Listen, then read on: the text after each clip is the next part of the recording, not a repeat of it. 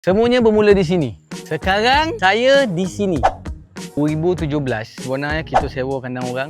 Kita start dengan aktiviti korban. Apa yang kami buat 2018 kita orang start cari tanah lah. Tanah ni tanah sawit. So kita tengok tanah ni ada potensi. So last sekali kita jumpa tanah yang sesuai di Kuala Selangor. Kalau kita tengok sekarang ni daripada sawit ni berjaya lah kita buat field lot. Daripada sawit tadi kita transform kepada flat area. Saya akan melanjut lagi apa yang berlaku selepas tu. Jom, saya melanjut. Mulanya kita start dengan 5 ekar. So alhamdulillah kalau kau tengok sekarang ni semua ni lebih kurang kita ada sekarang 8 ekar. Kalau tengok sini kita ada 4 field lot yang besar. Kita ada satu untuk field lot yang premium. Kita ada Maigiu.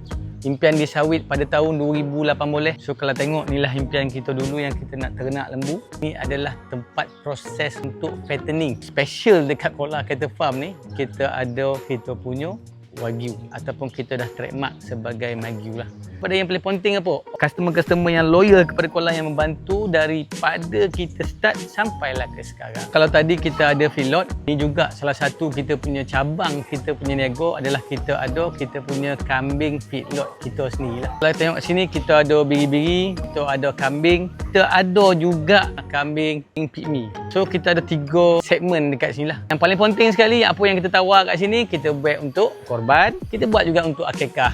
Kapasiti kandang ni dia boleh masuk lebih kurang dalam 600 ekor je.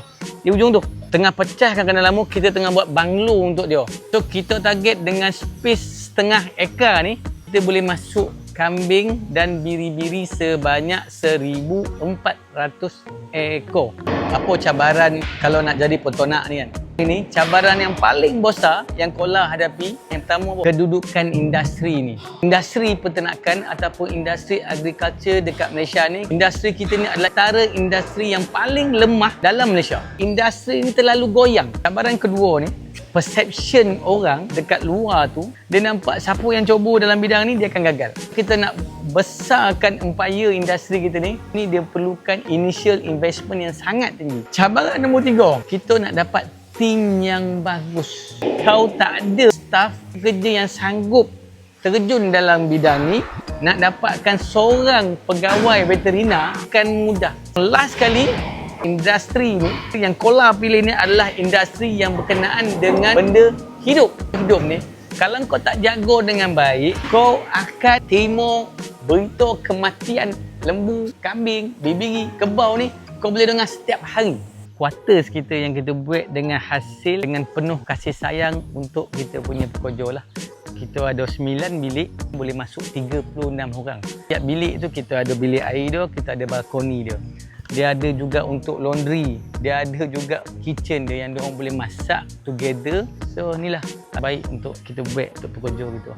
Daripada satu pohon sawit kepada feedlot, daripada feedlot kepada kandang kambing, daripada kandang kambing kepada quarters pekerja, daripada quarters pekerja kepada rumah sembelih Kola, daripada rumah sembelih Kola kepada office yang kita nampak hari ni. So insyaAllah kalau ada rezeki lagi kita akan share lebih banyak dan lebih detail. Assalamualaikum warahmatullahi wabarakatuh.